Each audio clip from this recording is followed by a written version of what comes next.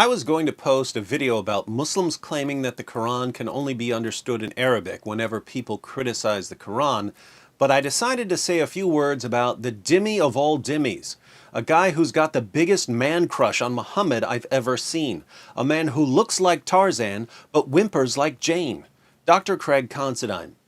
Yesterday, I posted a video titled Trump versus Muhammad, where I discuss Craig's claim that Muhammad protected religious minorities with all his might.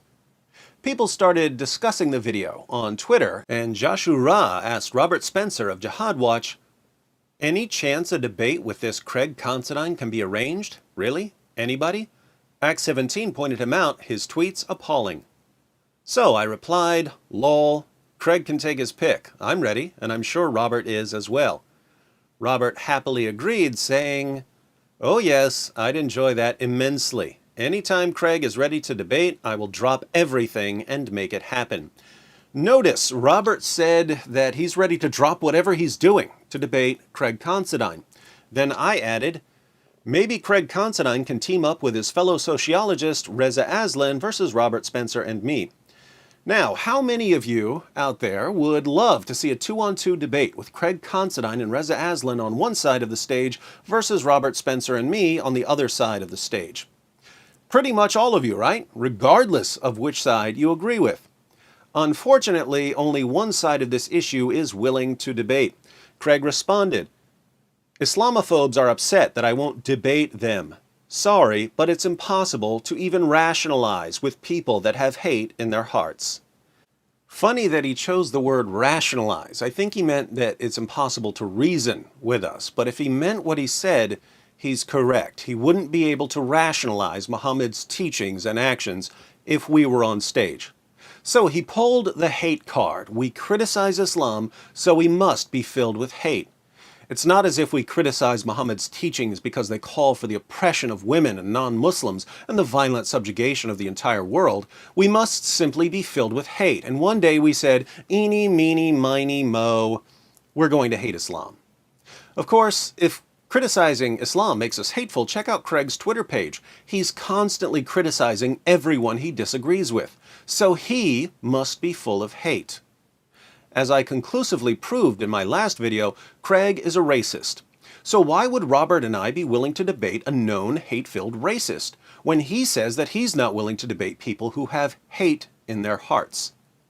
Apparently, Craig thinks that the goal of debate is convincing the opposing debater, and that's just nonsense. Opposing debaters are usually entrenched in their positions. The purpose of debate is to inform the audience.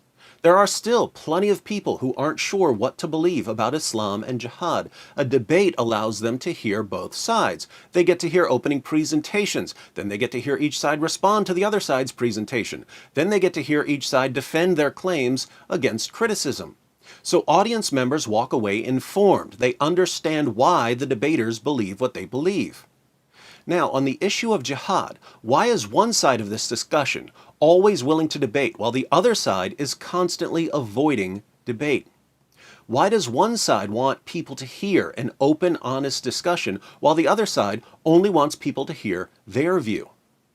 Robert Spencer understands that when he debates, people are going to hear his opponents, but he wants that to happen. He wants them to hear both sides. When I debate, I understand that people are going to hear my opponents. I want them to hear my opponents so that they understand the reasons for and against the position. But Islamophiles like Craig Considine and Reza Aslan only want people to hear their side, and they're terrified of people hearing both sides at once. Why is that? Let me put it this way. If two groups disagree with one another on an extremely important issue that affects the entire world, and one of the groups is so confident that they always want people to hear both sides of the story, while the other group will do anything to keep people from hearing both sides of the story, which group do you think probably has better evidence? And when a group just can't allow people to hear both sides presented, doesn't it seem that deep down they know their position can't stand up to scrutiny, and that they're therefore being deceptive when they pretend that the evidence is on their side? Let me know what you think in the comments section.